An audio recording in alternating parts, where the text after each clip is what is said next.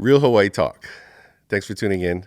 I'm Brooks, the host. I just had a conversation with Bleys, and we've been dancing around making this happen for a while. I've known he was serious, and he's one of the people that I first was exposed to as far as like social media when I got into the real estate investing community here in Hawaii. And I'm glad that I was able to have this time with him to kind of find out more about him as an individual, and not just what you see on the camera. And with this, we're going to see what's important to him and what makes him tick. Looking forward to figuring out where we can go from here. And for myself personally in this podcast, this is from here on out going to be what we're going to look into as far as like the micro level or macro level of what makes people interested in real estate investing and how that connects to financial literacy. So, a lot of this prior to or leading up to now has been me just figuring out how to be comfortable in my own skin, especially in front of the camera, and hearing my own voice. And all the people that I've been able to sit down with till now have helped make me more comfortable and help me learn about myself. So I want to mahalo everybody that's willing to sit here and have a conversation with me. If in the future you think you want to have a conversation on camera in front of a live audience, just kidding, let me know. I'm happy to talk story with anybody who's interested in financial literacy, and you can share the things that are important to you and how you're connecting with our community. How's it going? Good. Well, we finally got into the studio together. Yes, it's been months. Did you think that like it wasn't going to happen at some point? Like, oh, this guy, he's like all over the place. Oh, I was, trying to coordinate with the secondary person, made it a little bit harder and all those types of things. But I'm like, I knew it was going to happen. It's just when, like everything has its timing, right? And this is it. Nice. And this is the flashy Bleys. I like it. You're just, all I've ever seen you is in workout clothes and a t-shirt and shorts, and now you come up handsome and dashing. Oh, I try. It's a podcast. I know it might be seen by more people. So, my small IG account only gets seen by, a couple thousand followers or so. Right. And that's why us minions, we share the content with each other. Oh, yeah. Yeah, definitely. It helps. Let's dig into Bleys. How'd you get your name? Is there a story behind that? Not a crazy story or anything. My dad read a lot of books, Chronicles of Narnia. Chronicles of Norath. And one of the characters in the book was Bleys. So I spelled a little bit differently, Bleys rather than the typical, Blaise or Blaze. And it's just literally from a book. And there's like its own spin-off called Young Bleys and stuff. I think in Hawaii culture, current culture, there's a lot of like, let's just scramble the name and then come up with the same or similar, different way to write the name, basically. Yeah, no, it wasn't that. It was just he was an avid reader. He just read a lot of books, and he was like, wow, this is an interesting way to spell this. So like, I kind of like the name, right? Yeah. Sounds cool, sounds a little bit flashy. And then obviously, that ended up being my first name. My older brother got the lineage name, right? There's 4 of them now with my nephew, my brother, my dad, and his dad. They're all their first names are Jack. So they're really? 1, 2, 3, 4. I think that's another local thing too. Or yes. Well, I mean, at least into the junior, because there's tons of juniors out there. And some of them not because they're a junior either. Yeah, they might not be. Yeah. Oh. But the middle name is a little bit more interesting. So my mom, Kupapakua Kulakamona Kanihikai, that was from my mom's coworker. So she was more of a Hawaiian activist out in First Hawaiian Bank, and they worked together for years. And I guess she had a dream, and she was like, "Oh, I want to give this to your son." So they gifted it, and I guess meaning for that is from the depths or from the bottom of the ocean, mountain rises, Yeah, and the sea sings, or greatness rises, right? Mm-hmm. Hawaiian meanings always have like literal and figurative meanings, right? They're very poetic. Yeah. Yeah. And it means both, right? Yeah. So it's literally talking about a mountain coming out of the ocean and the sea singing, which also means a rise from a lower area, right? Rise from the bottom, and a glorious outcome, right? So First of all, I was not shocked, but pleasantly surprised, because this is the most cultural side I've ever experienced with you, was you pronouncing your name. oh And then I was impressed by your enunciation of it.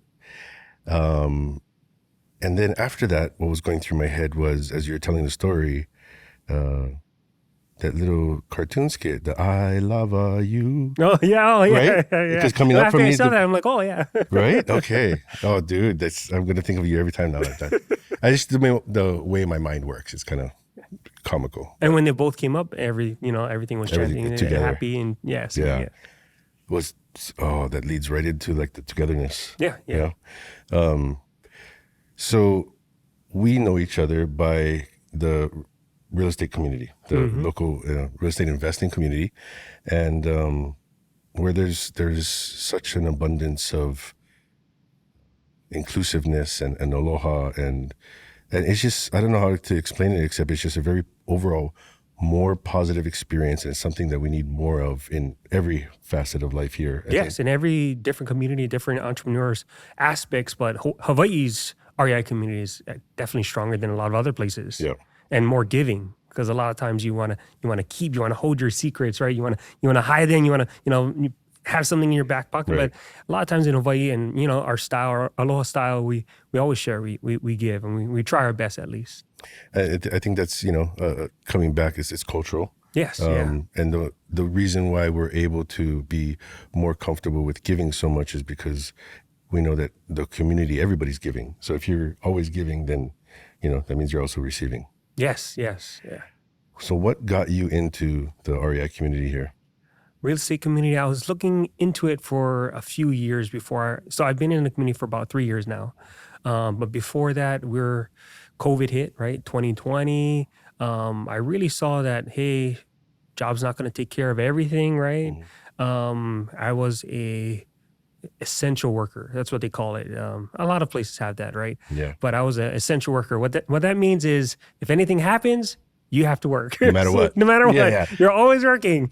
There's just pros and cons. So I guess you have a less of a chance of being let go. But for my job, like, the chance of that happening is really low, because it's all slotted. It's all paid for years. And they kind of look out for that for the Hawaiian Air National Guard, right? But that was kind of an eye-opening, like, hey, this, and this happened. I need to change to make sure I take care of my family in the future. And I need to pivot a little. I need to make sure I have enough for my retirement, enough for my kids, maybe even build up that generational wealth. So we started going through ideas, me and my coworker, Elder Morales. We're going to try to do stuff locally. And we were looking at condos and doing flips. And we looked at the amount of money we needed down with the 24 investment property. That's starting in the lower category too, right? Yes, that's starting in that lower category. Even at that time, the condos were still like 400 plus, 500 plus, right? You need 20% down. You need 80 to 100,000. You still need money for rehab. So we're looking. Prior to this, had you done any real estate transactions for yourself or anything? Just for my primary residence. Okay, so which I lived in for a while now, about almost 6 years in Kapolei. Okay. Yeah, so that was the only real estate, I guess, experience that I had, right, for buying.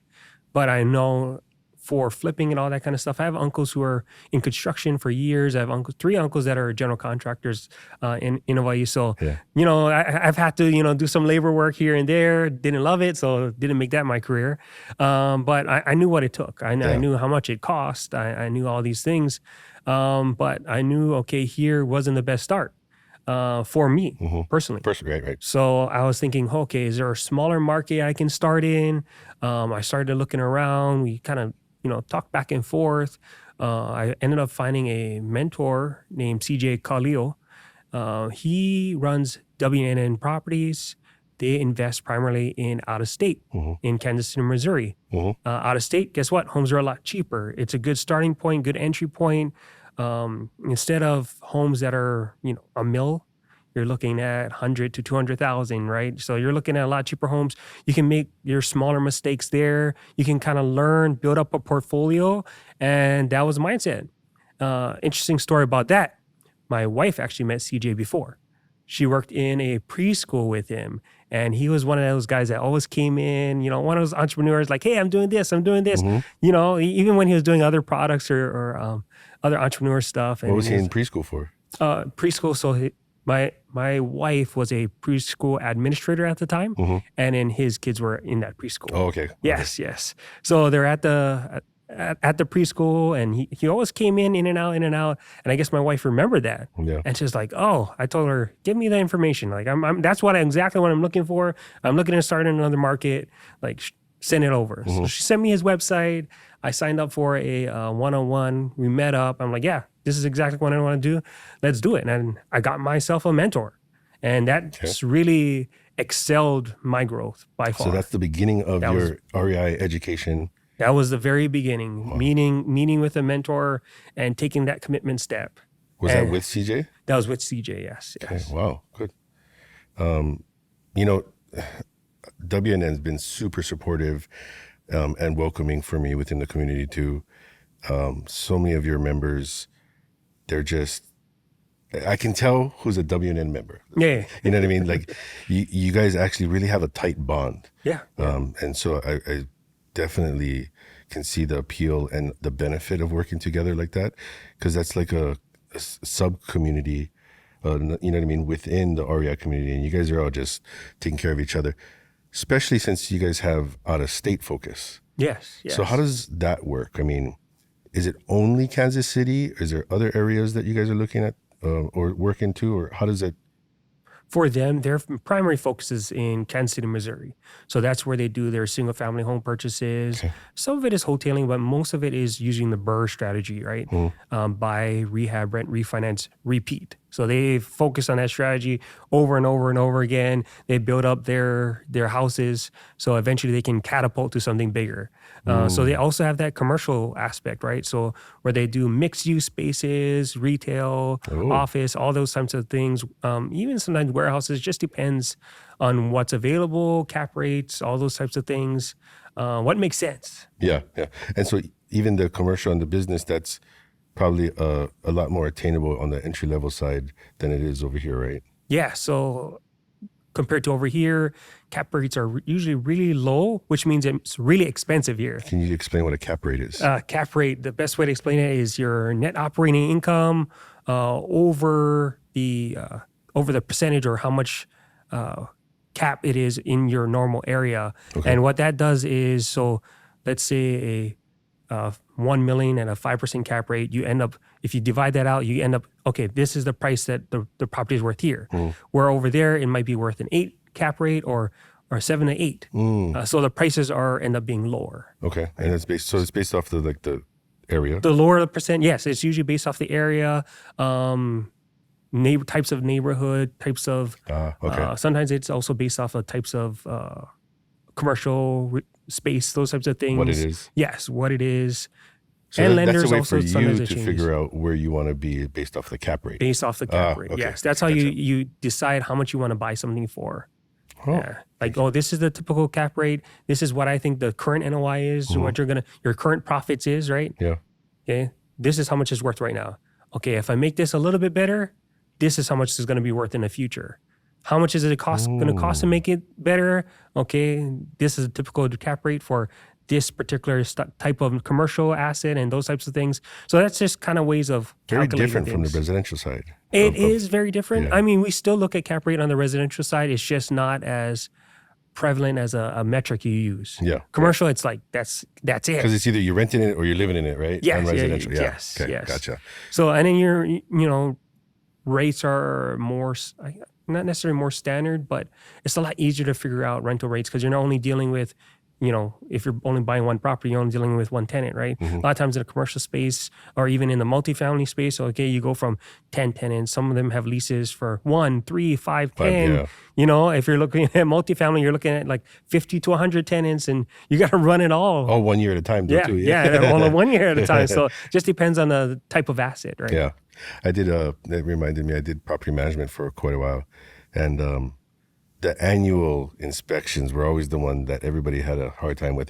You do the day-to-day stuff, then you do the maintenance stuff, collecting the rent checks, but then having to remember to go back out and do annual inspections. So do you guys have a property manager helping you out there? Who do you have there helping the other side of the group? So we built up a team, right? There's more than 40 of us. I think it's like 50 plus now. Wow. In the WN Properties group.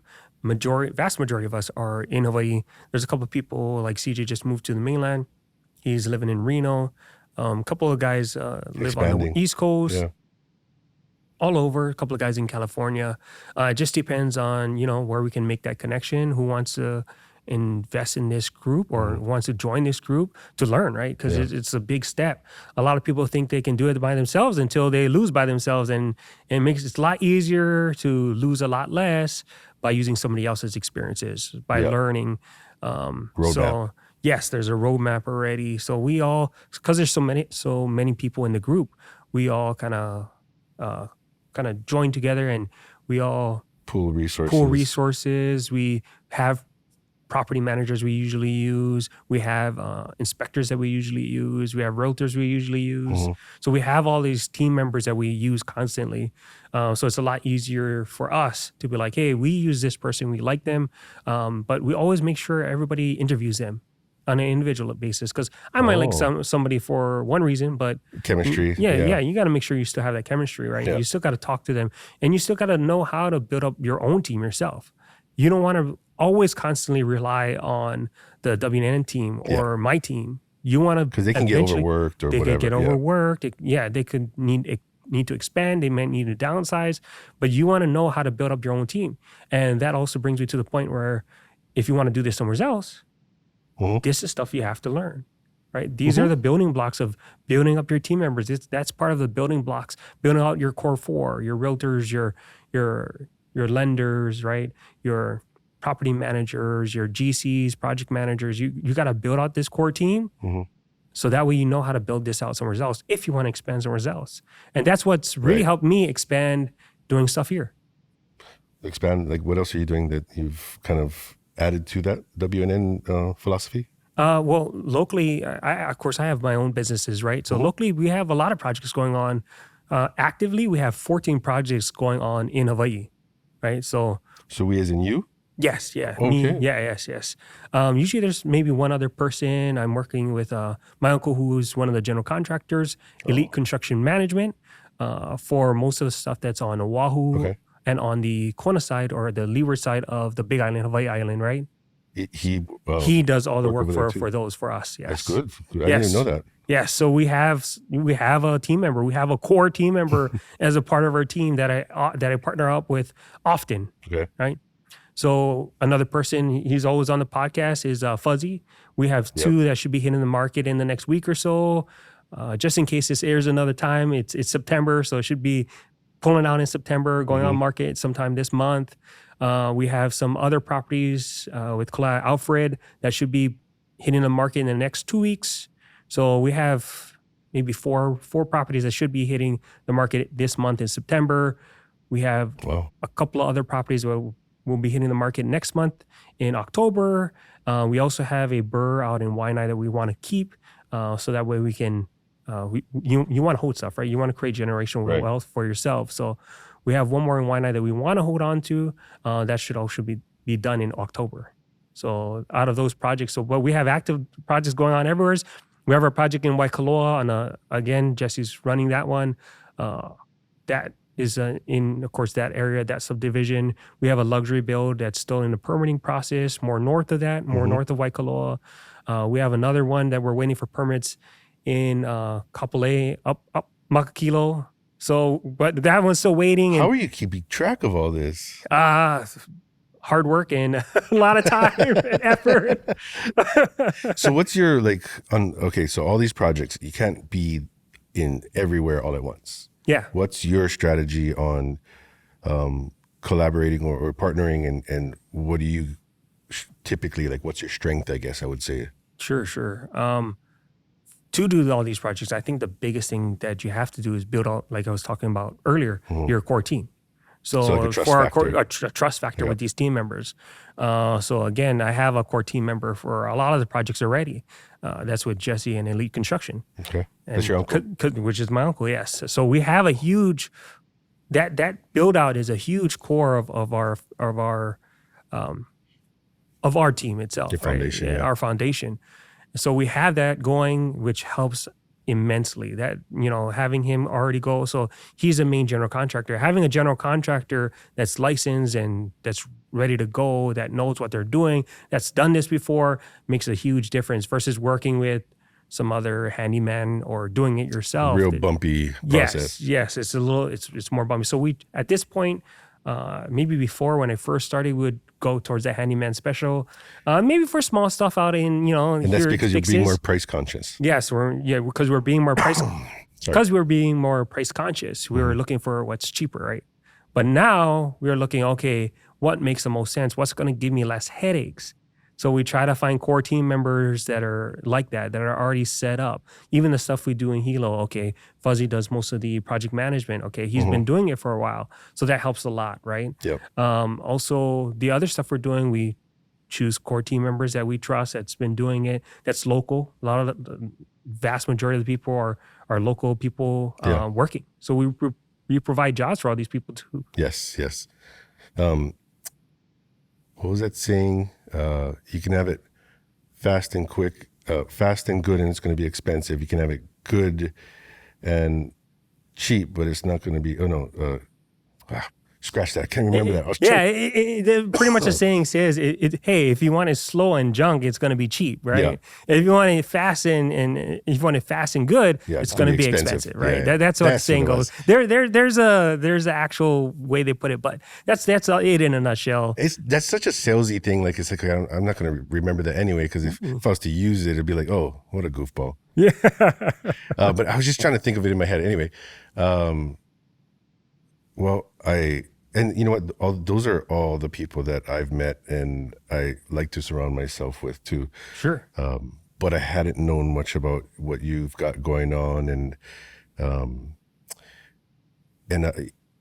you called me recently, or you messaged me and you asked me about another event that is coming up. Yes, it is coming up. That's going to be next month, October 28th. We have our 4 real estate conference.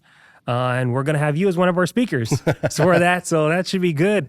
We also have 5 other speakers: Jennifer Huakale, yourself, Keone Katian, I think. Keone Katian. The main host is going to be Tani Delicazada. Yes. I knew her for so long, so I almost said her maiden name. And then also CJ Khalil, he's actually flying down from Reno. I saw that this morning. I was looking at it. I was like, oh, I haven't met him yet. So yes. So he's going to fly down. He was living here up until maybe like a year and a half ago, but he was here the whole time, and he's born here, right? But they wanted to expand their business, so that's what they felt was best for them. Nice. So, but he's flying down, and he's going to be one of the speakers too. Okay, well, maybe we can talk story with him when he gets. Oh yeah. You definitely will be. How many of these events have you guys done, and whose brainchild is that? I think the biggest brainchild is, of course, CJ, because he started the company, right? WN, right? We try to do one quarterly, these larger events where there's VIP speakers, all those types of things. More real value. Yeah, a lot more value in those. We do smaller events. If you follow us on Westside Real Estate Meetup, all those types of things. We do like real estate at the park. We might do a burn beers. We try to just make sure we add value without having a lot of cost. Yeah. So we might have to buy a few drinks, those types of things. So we might have a small cost here or there. at those smaller events, but we try to make sure people can come, like It regular keeps local everybody people. engaged Yes. and, you know, feeling a part of the community. And Yes, that's one of the yes. things I like too. Yeah, and at a smaller entry point and then we have these other bigger events where we have VIP speakers, VIP guests who literally get to sit with these speakers one-on-one, ask them questions, which has huge value because a lot of times if you're in a large event, unless you're more of an alpha person, you're not going to... There's no depth to the conversation. Yeah, you're a little scared of going to people and the depth is it's very low. But even if you're alpha, that means you're controlling the conversation. You're not really listening to what other people have to say at that point, right? Yes. So it does help to get into these settings, and it has a lot of value to the people who do that. And it's something that I guess that portion me and Tani thought of while we went to other events. Like, hey, we should do this. That way, you know, people might have to pay a little bit more, but at least they have some one-on-one time. Because even this one-on-one time with some of these more experienced people, sometimes it costs like $100 an hour. So it's already cheaper than that. Right. So. Right. It is. And I think people undervalue at first glance the information, the education that you can get from picking somebody's mind. You know, like I want to pick your brain on something. It's a very common quote, but how much of that time am I taking and how valuable is it to you, right? Yes, exactly. Nice. Have you spoken at any of them? I have. I spoke at, not this past one, but the one before I spoke at. I was one of the primary speakers for that one. I'm usually helping out a lot with behind the scenes, finding guests like yourself. Yeah, a little bit of logistics here and there. Like, hey, we need another person. The other time we had Fuzzy actually speaking at that same event. But I a lot of times I'm the guy who's kind of connecting. Yeah, that's good. And I'm honored and appreciate the invite. Yeah. You know, it's always like, well, what value do I have to add at that? It's good to have a different variety of people. Even the other times we had Mike on at that same event where he does his podcast. He's also a loan officer. But having different depths of different people, where they're at. Different perspectives. You have your loan perspective, podcasting perspective, also doing your own stuff too in the RI. Thank you. Yeah, no, I appreciate it. In fact, Joyce was the first one to ask me to any type of event to come speak, and I was just like, what? Oh my God, I'm so excited. Like a little girl, you know? And then plus I got to fly to Maui for it. So my grandmother's from Maui. So it's been such a long time that I've connected with anybody or like our family up there that it was just like, right on, I have a reason. Well, I've always had a reason, but I finally had something that kind of prompted me to go back and reconnect. So that meeting up there was pretty awesome, and I reconnected with my family on Maui. And I can't wait to go back. You're doing stuff on the Big Island. Have you looked at Maui at all? No, I haven't, just because our core team is mainly Big Island and here. That's right. Okay. But that doesn't mean we won't in the future. Doesn't mean we can't find them. Yeah, it doesn't mean you can't build it out. Yeah. It's just right now, for my advice for anybody is go where you have a team member. Go where you have your team members at, where you have your team members established. Yeah. And I don't mean uncle that can go look at properties or auntie, but like a core team member. So the difference between uncle and auntie and a core could possibly be maybe the professionalism. Professionalism, experience. And not they know getting what they're put on that family back burner. Yes. Or like, oh, I'm doing you a favor, so it might take me like weeks. Like, no, we need this done in like we have a timeline we have to close. We're paying customers, uncle. Yeah, we need this done in 1 week. Yeah, I never asked for a discount. Yeah, it happens, man. It happens. I've had that happen to me in a notary. Like, oh, it was a favor, so I'm just doing it tomorrow. I'm like, no, I can't do it tomorrow. It has to be sent out before tomorrow. That's the thing about expectations, right? I like that who your team is. That kind of helps keep me grounded, because sometimes I can kind of get that shiny object syndrome. Yeah. But that helps. Like, oh, wait, is that an actual core team member? Or is that a person that I just know that I really like? Is it an acquaintance, or is it somebody that, you know, is a friend or I can rely on? Or a friend that's also professional. Because if you have a friend that's also professional, that helps too, right? It does. But I think my biggest thing is relationships and communication. And I've learned that it's always I'm always cautious with doing business with family and friends Sure, because I care about the relationship. Right? Yeah. It's so much. I mean, I actually worked for my grandmother at one point. So for her to, I was on track to take over the property management company, but most of the etiquettes of being in an office were out the window. You are able to tell somebody exactly how you feel, no pulling punches. So that's not always the greatest thing. It's not. You don't always come off the greatest. No, it's a lot easier to have that forthright discussion and not worry about feelings or if it's just business. I've actually lost some deals using family members. So yeah.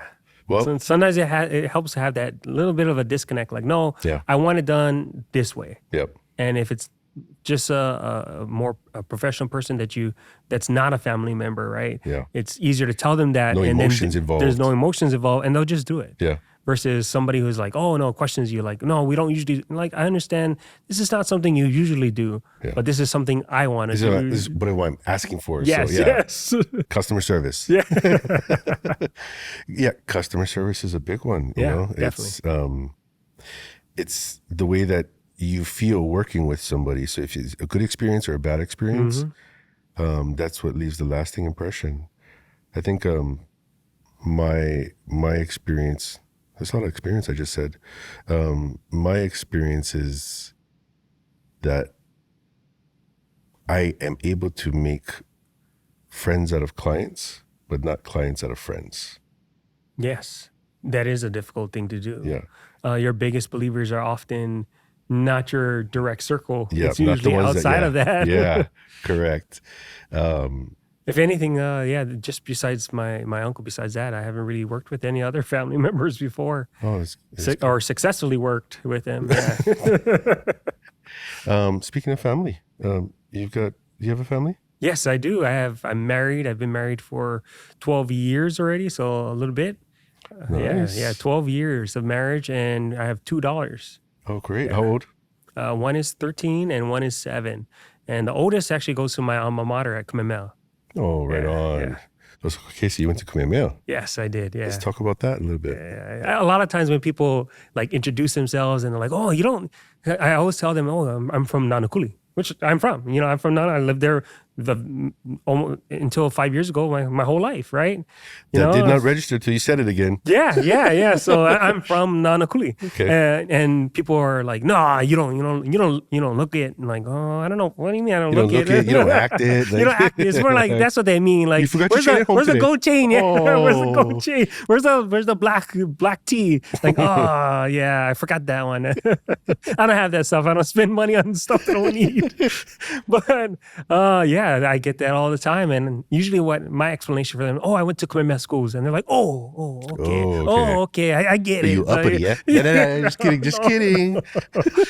But they're like, yeah. You didn't go, It kind of like, for them, it's like, yeah, that makes sense now. Yeah, well, just kind of like recognition of a higher education, maybe. Sure.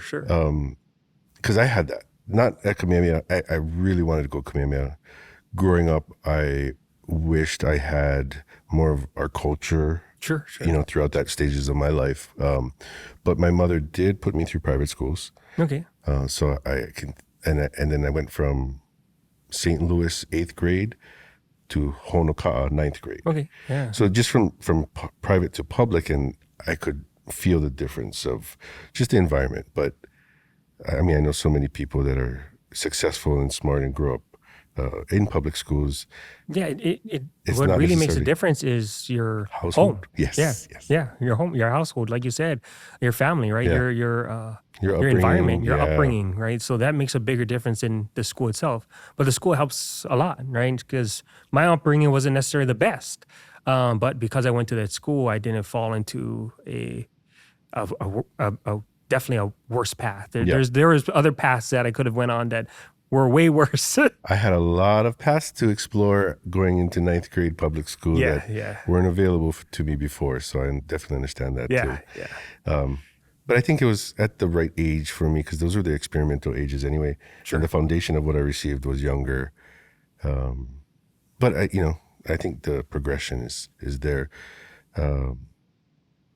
Any school after Kamehameha? I have gone to college at LCC, and I'm also finishing up my degree at AMU for IT management. That's the field I work for with the Hawaii Air National I was going Guard, to right? ask, yeah. So they call us all one deltas right now. Pretty much cyber support. It's anybody who's in the cyber field. There's a ton of us. Yeah. Before I was just, I guess, strictly radio. They called it radio. Mm. RF transmissions was what it was actually called. And so my primary job was just working on radios, but now with a lot of technology, they kind of combined everything, which already we were working on routers, It was switches. relative already. Yeah, it was already relative. Some of these radios are smart. They're you plug into them, they know what they're doing already. They know, okay, what's their outputs, all those types of things, all those levels and readings that we have to Calibrating use themselves. other equipments. Now the radio does it itself. So we're already kind of transitioning to that. So I even have my Security Plus certification, all those types of things. So I am versed in that field, right? So Okay. Initially I went towards IT management because I wanted to get better in that field. But that was before I got into REI. So realistically, at this point in time, it's more to get the degree. So To my finish what to I started. finish what I started. Because I'm not a quitter. I am not a quitter. You heard that? Like 100 credits in already. It's like, I'm almost done. It's like, oh, jeez. My wife's like, oh, you got to beat our daughter to get your bachelor's. I guess. I got to set the example, right? So, I knew where you were going with that one. Yeah. Well, I mean, otherwise, it feels like all of that would have been for nothing, right? Sure. Yeah. And it'll still help if I get up in rank and those types of things. Mm-hmm. I'm finishing up the degree. It'll help. It's just, is it necessary at this point in my life? No, right? Because I've built up my career where I'm at, where my current career is with Hawaii Air Guard, and I've built up the outside stuff already. So, But that could be the chink in the armor, right? If you give up on this one thing where you never give up and you always finish everything before, maybe this would be that, like, okay, well, I did it last time. If something else comes up, like, I'm okay a little bit. yeah, I don't want that to happen. I don't want to get complacent. If I start something, I'm going to finish it. Yeah, right? yeah. And I think what I was thinking about earlier was, you know how we kind of all tend to grow into our names? Sure. So I was trying to figure out Bleys. Oh, But you kind of have this fire, like you're constantly driven and motivated from what I see. And then, so I got to thinking, what's your why? Like, why do you do what you do? And then where does that put you in the future? Like, what do you see for you? well, my biggest why, like I said, I have a family, right? So I have my wife, my kids. That's always my biggest why. They're the driving factors, or they're, for a lot of men, they're the key aspect that'll push you to be a better person or be a better man, right? Yeah. To strive for a higher outcome, and to think about, okay, how is my generational line, how they're gonna do? Are they gonna be successful? Yeah. Can I build that wealth for them too, rather than just building surviving. debt for them or just Yeah. surviving? Yes. So they're always my biggest why. Even for joining the Guard, my primary why was for them, right? To get a little bit more structure, Stability and security. I pretty much worked for the Hawaii Air National Guard since I started in 2012 till now, full time. Whether it be at first, I was a technician, so I was a WG worker, wage grade federal worker, to AGR, which I am now, active guard reserve. Okay. So I'm on orders with the Hawaii Air National Guard. I wear the uniform every day. Yep. I've been wearing it full time for 12 years already. I miss not having to think about what you're going to wear the next day. It's nice sometimes, but sometimes it's like, very Monotonous. restrictive. Yeah. You have this nice beard. I can grow out something for like a day, and that's it. I got to go back to work. Oh, really? Yeah, you have to shave every day, do all So you those can't things. have a beard in the Guard? No, you cannot. You still have to follow all AFI's instructions for the military side too. So you can't have a beard. Your hair has got to be a certain way. It can't be that fancy. Maybe you can have one line, but you can't have some of those guys do some artwork in their head, and you can't get that done. Tattoos, there's a limitation on that too. Percentage of your body that can be covered. visibly or just overall percentage? Visibly. They're feel like more that's- worried about visibly. That's more progressive Yeah, now yeah. than it was before, right? Yes, it is. It is. Yeah. It is a higher amount now. Don't quote me on what it is because no. it changes. Not so that you got often. any right now. Yeah, I don't have any. So yeah, it's not something I worry about. But it's definitely something that is still a requirement. You can't do it. I can't paint my whole arm black. You know. Yeah. You ever look into the cultural side of the tataos? I have some friends that are really into that aspect. I see them on IG and Facebook, and like sometimes you'll see them. Hey, Jason Momoa, he's getting some tattoos. Hey, that's my classmates. Oh, the ones that were doing the work? Yeah, or they were helping out, right? Because I think at that Do you know one, Corey? Yeah, Corey. Yeah, I know No, Corey. Corey's my cousin, and he's the one that's been doing all the work on me. Yeah. Oh, has he? Yeah. Yeah. Yeah. I know Corey. Yeah. So I met him through Keone Nunez. Okay. And then when I took him my chart, my family chart, he said, "Oh, interesting." And then so he handed the chart to his two guys that were under him, and turns out they were both from the two different sides of my family. Oh, who was the second guy? I know I'm drawing a blank Oh, shucks. because I hardly talk to him, but Corey's the one I'm in contact with the most. Yeah. He's an OAE grad too. So. Yeah. Oh, Corey is? Yeah. Yeah. So I didn't even make the connection, but I think that relationship was kind of meant to be because after Keone moved, I've been in touch with Corey, and most recently he did the work on me before Mary Monarch. So kind of like my stories are what I'm trying to document as I go along. And when I was in real estate, it was a thing. Like tattoos were still frowned upon at that point. Oh yeah. Back in like 2004 when I started. Oh, okay. I didn't know that. Yeah, I didn't know. I mean, that it was still within the industry. My mom's a realtor, right? Sure. I'm just taking cues off of what she finds acceptable and not, right?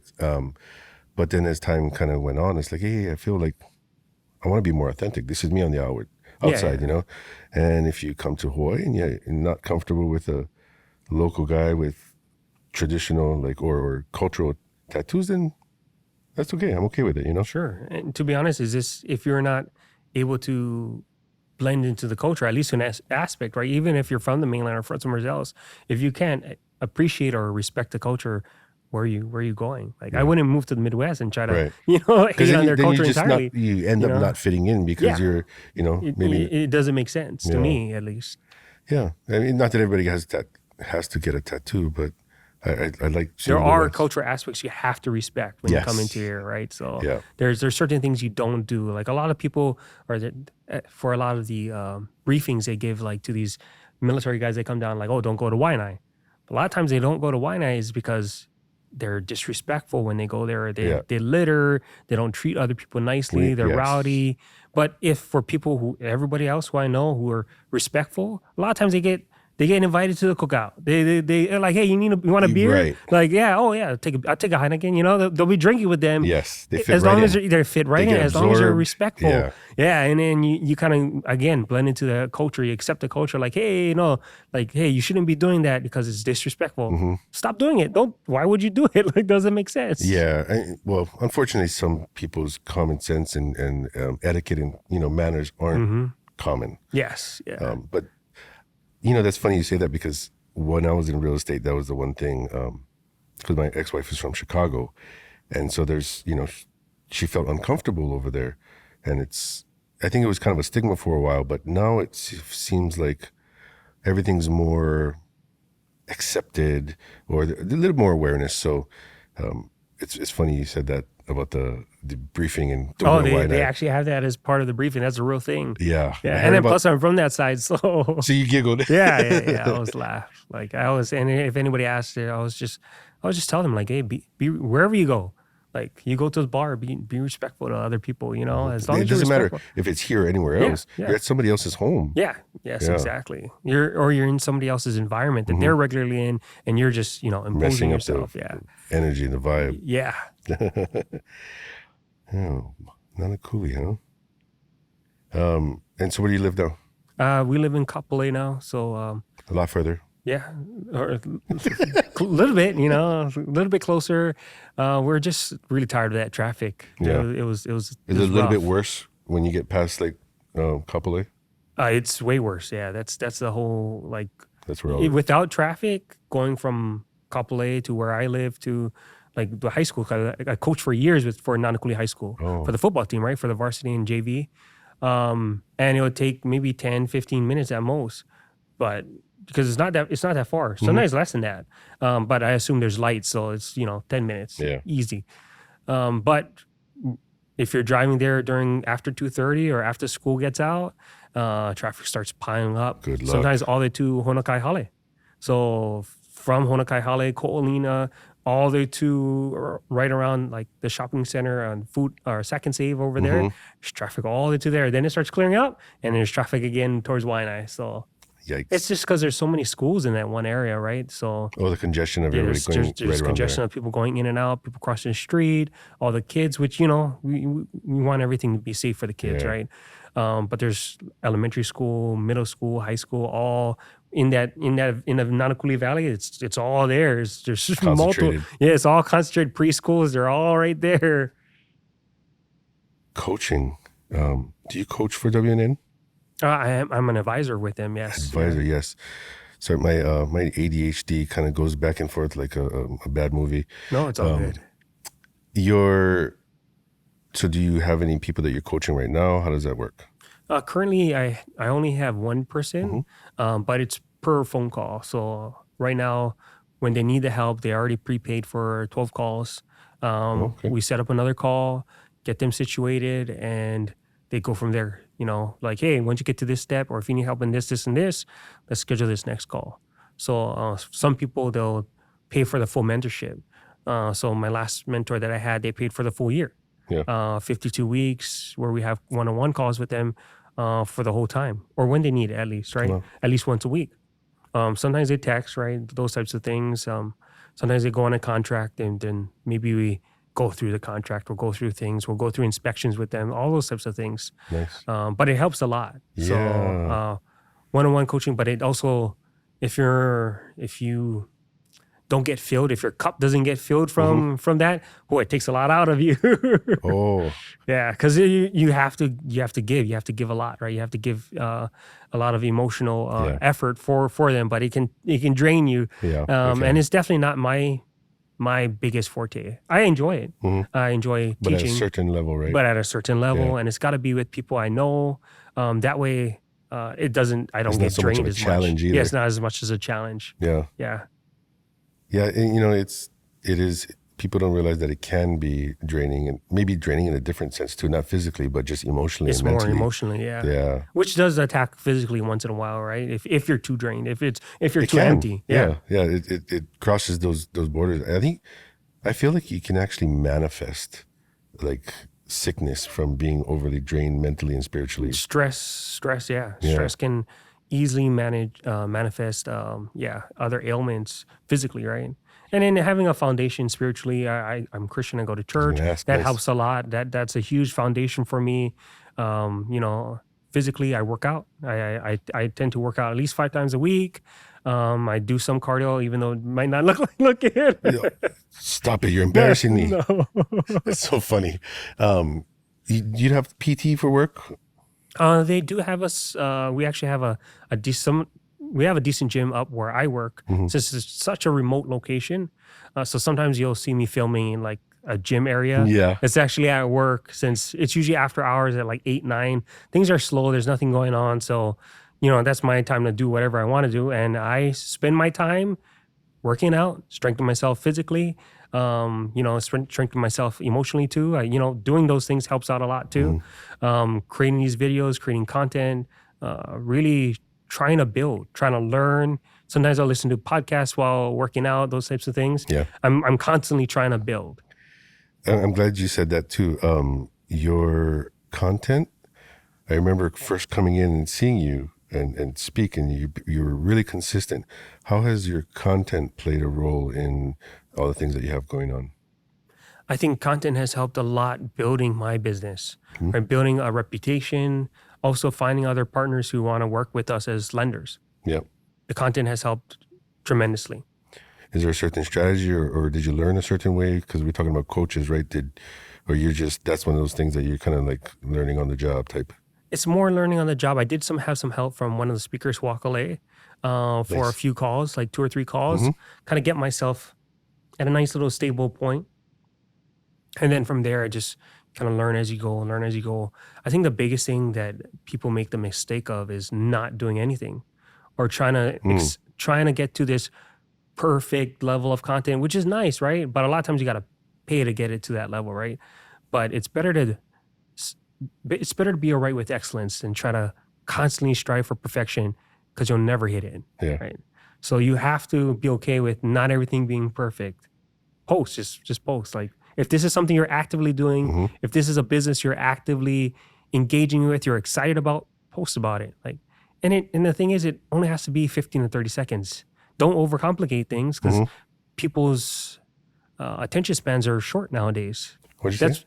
Yeah, exactly. it's short. Their attention spans are short. They only want to consume these shorter. They just want to blip because I feel like Netflix and that ease of choices has kind of ruined that. Well, and like TikToks and Reels, they just like they keep scrolling. It's like scroll. So much available to you, you don't appreciate any of it. Yes. But again, once the nice thing about those blips is once they do find something, okay, I really like this. I want to look a little bit more into it. Just like something like this.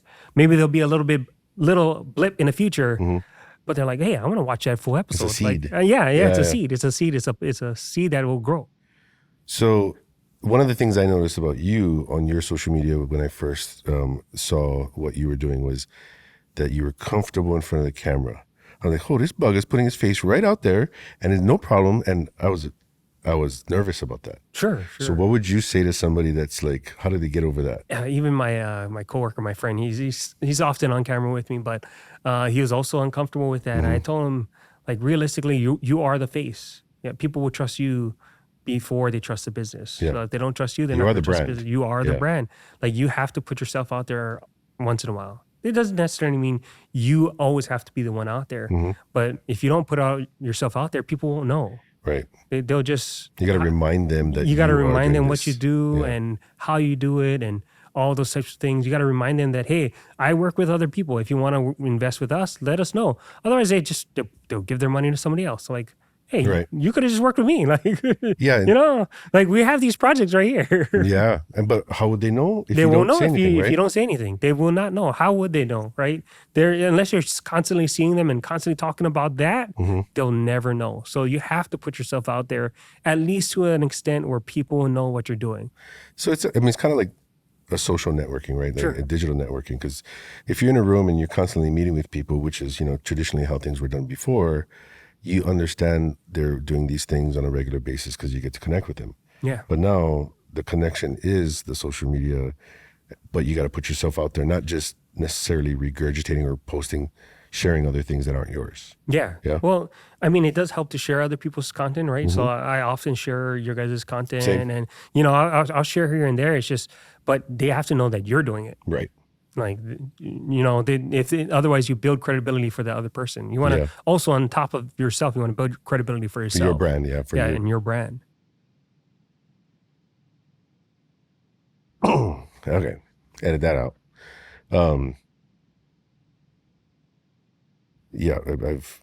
I noticed as I got busy, my social media kind of slowed down, and then do you find that you kind of have these little lulls in between because you get busy and then you jump back on, or? Sure. I mean, I had a lull since I was taking another college course. The amount of time that I would usually spend creating content, I had to put towards that. Yeah. So reallocating. So basically. I had to reallocate my time towards that. So that took up a large amount of time, usually at least 10, 15 hours a week, which is usually that amount of time I would use making content every day, right? So I had to reallocate it towards that, and things got a lot slower. So I would only post every once in a while. Also, sometimes current events, right? So when everything happened in Lahaina, I was like, this is probably not the best time to post. No. Like, I'll wait. Like, we'll wait till it's a little bit more stable. I've had, like you said, you had family in Maui. My grandparents used to preach. So my papa was a pastor out in Lahaina for years. Oh, nice. Up until 2 years ago or so. So from 2000 to like 2021, so 20 something years. And they live up there? They were living up there the whole time until a few years ago. Him and his wife, right? Him and my grandma. And so I would go there during the summer. I'd go there sometimes holidays, those types of things. So I'm like, after that happened, even emotionally, I felt like, hey, I'll take a little bit of break. Like all this happened, like it was that was a time where I'm like, oh, and even some anger, right? Some emotion on everything that happened. A lot of emotion. Yeah, a lot of emotion of everything that happened. I was like, you know what? It's time for I do a little bit of a break because it's not appropriate. One, two, Kind of myself, respectful, too. like trying to be respectful of others, and to myself, I felt like, man, I was just so angry about the situation and how it was handled. That hey, I don't want that to be portrayed as for everything on social media. Being disrespectful while we're honoring that moment. Yes, exactly. Yeah, that one was a pretty heavy one for me too. Yeah. I ended up just dropping pretty much what I was doing and went over there because I couldn't. I think that's one of my things. Like when there's a fire, like I'm trying to run into it. Sure. Not in every sense, but Lahaina for some reason did really call to me, and it was the same feeling that I had as when I knew that I had to go up on the Mauna. Sure. And that for me, that was kind of pivotal. The beginning of my learning of my culture, my journey as far as like investigating and intentionally finding out, and then Lahaina too. And I don't know what it was, but it was just maybe the group of people, and even within our community that I've connected with up there, and then so that was, I feel very connected to that, and that was a very powerful moment. And I think that's also stems back to like having a servant mindset, right? Giving back. So, for years, I've always tried to give back. Even joining the Hawaiian National Guard, the second reason besides my family is because I wanted to give back. I wanted to support my community, right? I wanted to constantly do that, right? So it made sense to join the Hawaiian National Guard rather than any other jobs, right? Or some kind of other focused. Their energy and resources are focused here. Yes, benefiting us, right? Benefiting Hawaii, right? Nice. And our defense and protecting all of our local people, and even for disasters, those types of things. A lot of times they have send us out. They the day that I went up and we actually got into Lahaina. Joyce took us around. We were able to provide a lot of like supplies and stuff to the different hubs. The Guard was actually taking over. I don't know if it was the Army or the Air, but they were actually taking over. It's usually both. They all come in. It is joint. Yeah, it was.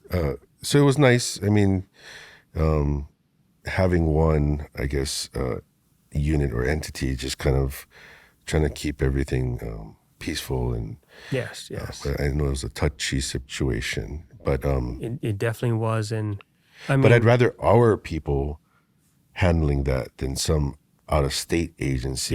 You know what I mean?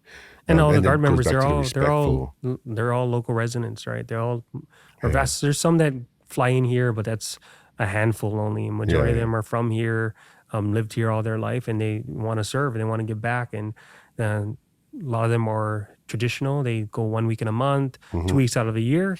But when those types of things get activated and they go up and they help out. Yeah. And it was, so that the activation, the terms and stuff, I didn't know all this until I got into loans. So when I first made my transition from real estate into lending, I started with a VA branded company. I mean, they did probably the most VA loans in Hawaii at the time. Sure. And it was a crash course, and I really learned to kind of appreciate if it's in writing, it's spelled out, they kind of addressed everything with it. So you understood that there was a thoroughness and a hierarchy to everything relating to the military. Yeah, it was. And then so I was able to find my journey from just helping military members and then learning that I can kind of focus on the ones that are of Hawaii and the local ones. And so the National Guard, the Air, those the that Army, are moving back. Right. Yeah, I like that a lot. Do you do anything with the Guard outside? I don't know if I asked you, but like I enjoy doing seminars. I like doing educational pieces.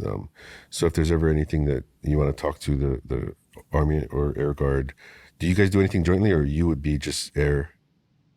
For the most part, unless you're working on like a higher level, like so for us, we're in a squadron. Yeah, we don't interact with them as often. But as for doing anything direct, with them for, are you talking about real estate? Yeah, like I mean, educating them on the things that you do, or Mainly for just the people who are in my circle, or the people who follow me, or the people who want to ask. have who ask, who want to maybe earn a higher return, annual interest, and a CD, right? Hmm. You know, with a lot more flexibility. It's mainly those people. Yeah. Other than that, you don't really like focus on, I guess, broadcasting that direction. No, and I don't know if maybe I should be, but realistically, my focus is more towards giving the information to everybody, than specifically the Hawaii Air Guard. Mm-hmm. Yeah. Oh, good. Anything else special, or like burning desires, or Burning desires. No, not much. Anything else special? I'm an entrepreneur at heart, so usually have a lot of things going on, okay, like a lot of ideas. two of your top ideas. Well, right now, I mean, things that we're already doing. Look, I invest in real estate. I have rentals, right? So I have 6 rentals. Some of them are Airbnbs out in the mainland. One more out in Kansas City, Missouri specifically. I have one more that I partner with a family member. I'm still in it with him until I get paid out in Phoenix, Arizona. I have all these builds. The main thing that we do down here is ground up construction. So most of them are new developments that we're building across Oahu and Big Island, Hawaii Island. So we have all that going.